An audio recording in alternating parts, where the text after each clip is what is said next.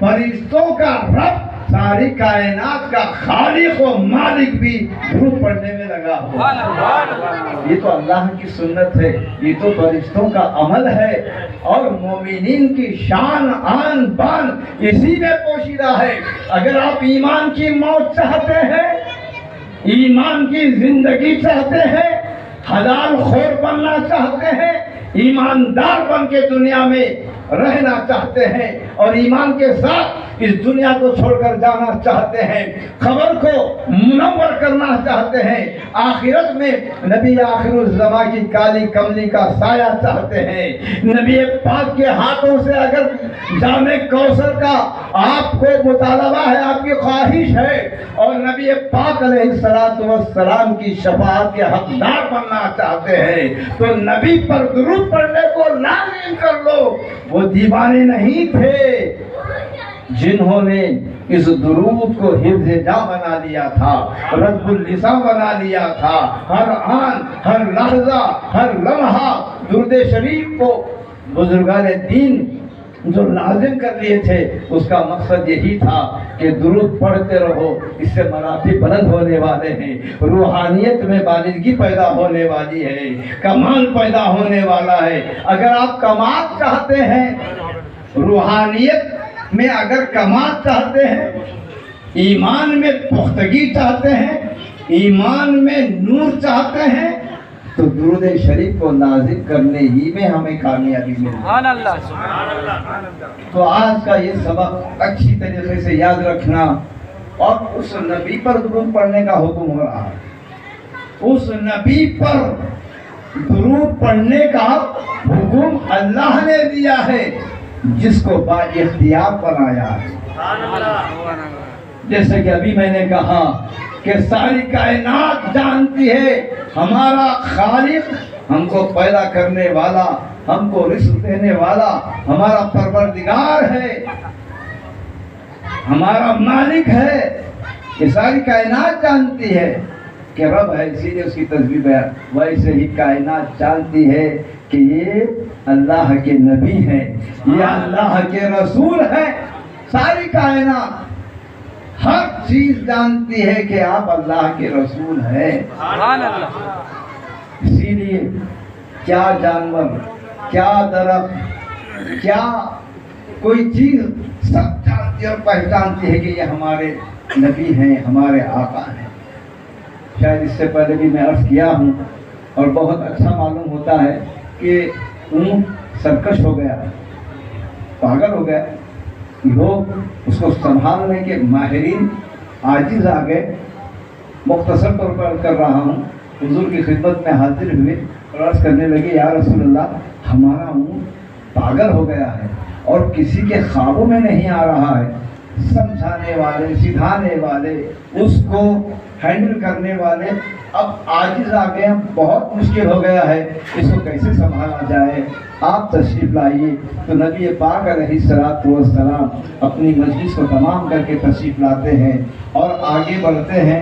لوگ کہتے ہیں، یا رسول اللہ، یہ جانور بہت عجیب ہوتا ہے، یہ کسی کو ایسے نہیں چھوڑنے والا ہے، یہ ختم کر دیتا ہے، چیر پھاڑ دیتا ہے، اور آدمی کی کھوپڑی کو نکال دیتا ہے، اس کے بھیجے کو باہر نکال دیتا ہے۔ بس نبی پاک علیہ السلام ہے، یہ تو بولنے والے بول رہے تھے، جو جانتے نہیں نبی کون سے اختیار والا ہوتا ہے۔ سبحان اللہ۔ اب آگے بڑھ رہے ہیں، اور ادھر دور مقام پر وہ اونٹ ہے، اور نبی پاک علیہ السلام اس کی طرف آگے بڑھ رہے ہیں۔ صحابہ ٹھہرے ہوئے ہیں، حیرت میں ہیں، کوئی روکنا چاہتے ہیں، روکنے کی ہمت نہیں ہے، اور نبی ہے کہ آگے بڑھ رہے ہیں، چل رہے ہیں، اور گھر سے اونٹ آپ کو دیکھ لیا تو تیزی سے نبی پاک علیہ السلام کی طرف بڑھنے لگا، اور ادھر سے نبی پاک علیہ السلام کے قدم آگے بڑھ رہے ہیں، اور ادھر سے وہ اونٹ تیزی سے آ رہا ہے۔ لوگ حیرت میں ہیں کہ اب کیا ہونے والا ہے، پریشان ہیں، مگر دیکھتے ہی دیکھتے وہ اونٹ تیزی سے آتا ہے، نبی کے قدموں پر سجدہ ریز ہو جاتا ہے۔ یہ واقعہ احادیث میں سیرت کی کتابوں میں معجزات انبیاء جہاں لکھے جاتے ہیں، نبی کے معجزات اس میں اس کو جمع کیا ہے، سبوں نے جمع کیا ہے۔ عزیزان گرامی، اب بتائیں، صحابہ حیرت میں ہیں، یہ کیا ہو گیا؟ حضور نے کچھ نہیں کیا، وہ آیا تیزی سے اور قدموں میں گر گیا، اور اس کا تیزی سے آنا بتا رہا تھا کہ اب آ گئے ہیں میرے آقا، اب تو مجھے عافیت ملنے والی ہے، اب مجھے راحت ملنے والی ہے، اب تو مجھے سکون ارے وہ آ رہے ہیں جو میری بولی جاننے والے ہیں، میری پریشانی جاننے والے ہیں، میری کمزوری جاننے، میں کس لیے بے چین ہوں، میری بے چینی کو جاننے والے ہیں، مجھ بے قرار کو قرار دینے والے آ رہے ہیں، مجھ بے چین کو چین دینے والے آ رہے ہیں۔ وہ دوڑ کر آیا اور قدموں پہ گر گیا۔ صحابہ نے عرض کیا، یا رسول اللہ، کیا یہ آپ کو جانتا ہے؟ کیا یہ آپ کو پہچانتا ہے؟ تو نبی پاک علیہ السلام ارشاد فرماتے ہیں، دیوانو، یہ تم سے زیادہ مجھے جانتا ہے، اگر کوئی نہیں جانتا ہے تو صرف سرکش جن اور سرکش انسان ہے جو میری عظمتوں کا انکار کرتا ہے، ورنہ کائنات کی ہر چیز جانتی ہے کہ میں اللہ کا رسول ہوں، میں اللہ کا حبیب ہوں، سب جانتے ہیں، کائنات کا ذرہ ذرہ جانتا ہے کہ میں اللہ کا رسول ہوں۔ اسی لیے تو آ کر میرے سامنے گر گیا تو انہوں نے کہا، یا رسول اللہ، یہ جانور ہو کر آپ کو سجدہ کر رہا ہے، ہم تو سمجھ رکھتے ہیں، ہم زیادہ حقدار ہیں اس بات کے کہ ہم آپ کا سجدہ کریں۔ تو نبی پاک علیہ السلام نے روک دیا اور فرمایا، سجدے کا حق صرف اللہ کے لیے ہے۔ اگر کسی کو، کسی انسان کے سجدے کا حکم ہوتا تو عورت کو حکم ہوتا کہ وہ اپنے شوہر کا سجدہ کرے، مگر یہ اسلام میں جائز نہیں ہے۔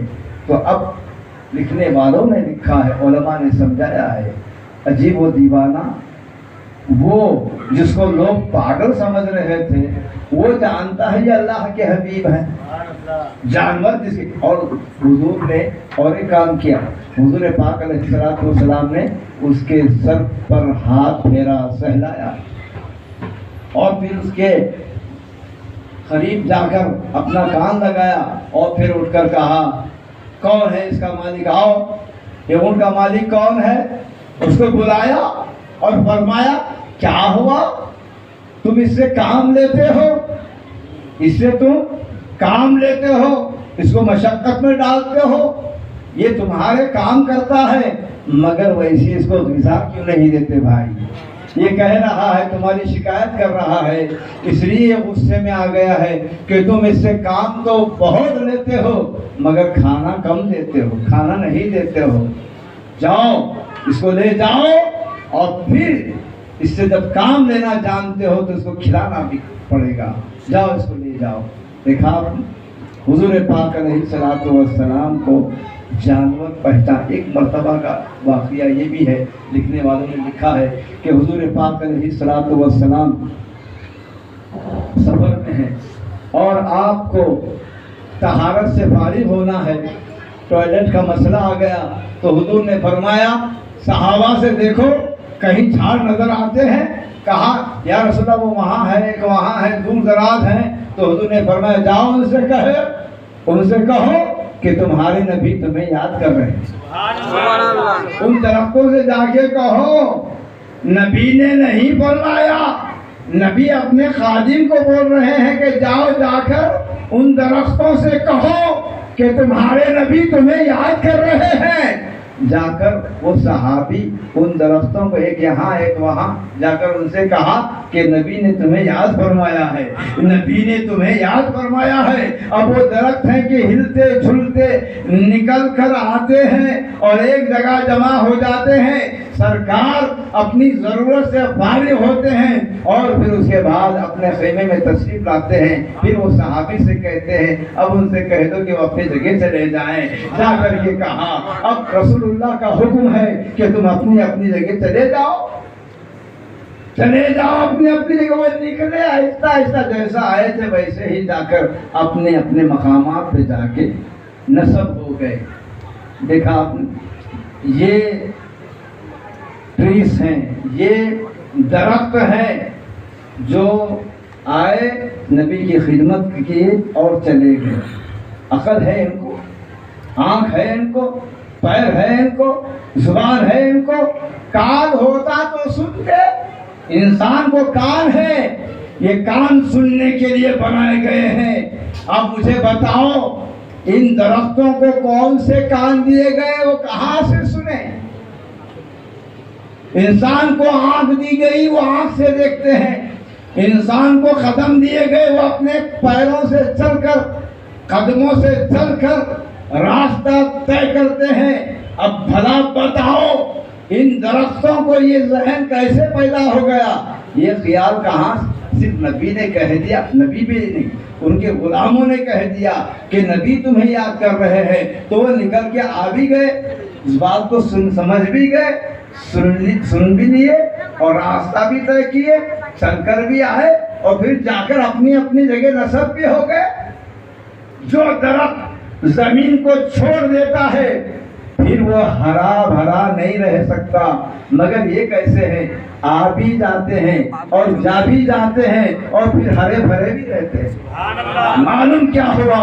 جو نبی کی خدمت کرتا ہے، جو نبی کے سائے میں آتا ہے، جو نبی کے حکم پر چلتا ہے، وہ ہمیشہ ہرا بھرا رہے گا، وہ ہمیشہ سرسبز و شاداب رہے گا، وہ ہمیشہ صحت و عافیت کے ساتھ رہے گا، ہر بلا ہر آفت سے محفوظ و مامون رہے گا. دیکھا آپ نے کس طرح سے. اب ایک مقام پر ایک اور بات میں آپ سے عرض کر دیتا ہوں.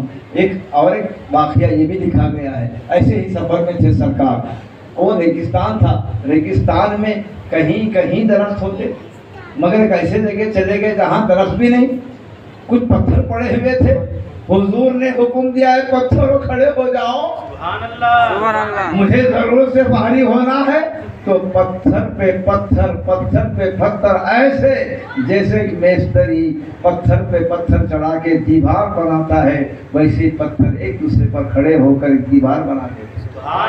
اور نبی پاک علیہ الصلوۃ والسلام اس کی آڑ میں طہارت سے فارغ ہوتے ہیں اور پھر اس کے بعد ان پتھروں سے کہتے ہیں اے پتھروں چلے جاؤ تم اپنی اپنی جگہ پہنچ. وہ جہاں جہاں پڑے تھے وہاں وہاں چلے جاتے ہیں. بھلا آپ بتائیے ان پتھروں کو کیا بھیجا ہے ان کے اندر؟ کیا ان کے اندر دماغ ہے؟ کیا ان کے اندر سننے کے لیے کان ہے؟ کیا دیکھنے کے لیے آنکھ ہے؟ اور ایک دوسرے کو کھڑے ہونے، ایک دوسرے پر کوئی چڑھاتا ہے تو چڑھ سکتے ہیں، کوئی رکھتا ہے تو رکھا جا سکتا ہے، مگر ایک دوسرے پر کیسے کھڑے ہو گئے؟ وہ جانتے ہیں کہ بولنے والا کوئی معمولی نہیں ہے. ارے وہی کہہ رہے ہیں جن کے صدقے میں ہم کو وجود ملا ہے، جن کی وجہ سے آج ہم کو اللہ نے زندگی بخشی ہے. معلوم کیا ہوا؟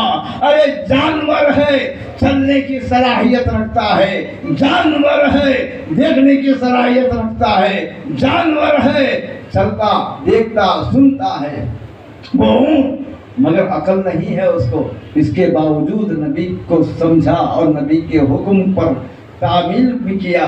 ایسے ہی یہ درخت ہے، اس کے اندر جان تو ہے، ہریالی تو ہے، مگر اس کے اندر بھی دل و دماغ نہیں ہے، اس کے اندر آنکھ و کان نہیں ہے، اس کے پاس پیر نہیں ہے.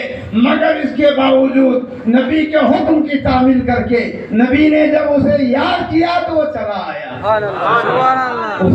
اس کے اندر بھی بھیجا نہیں ہے، دماغ نہیں ہے، عقل نہیں ہے. اب پتھر کی بات کرو، پتھر میں نہ تو جان ہے، نہ تو اس میں ہریالی ہے، نہ چلنے کی صلاحیت ہے، نہ اپنے طور پر کھڑے رہنے کی صلاحیت ہے. بات کیا ہے؟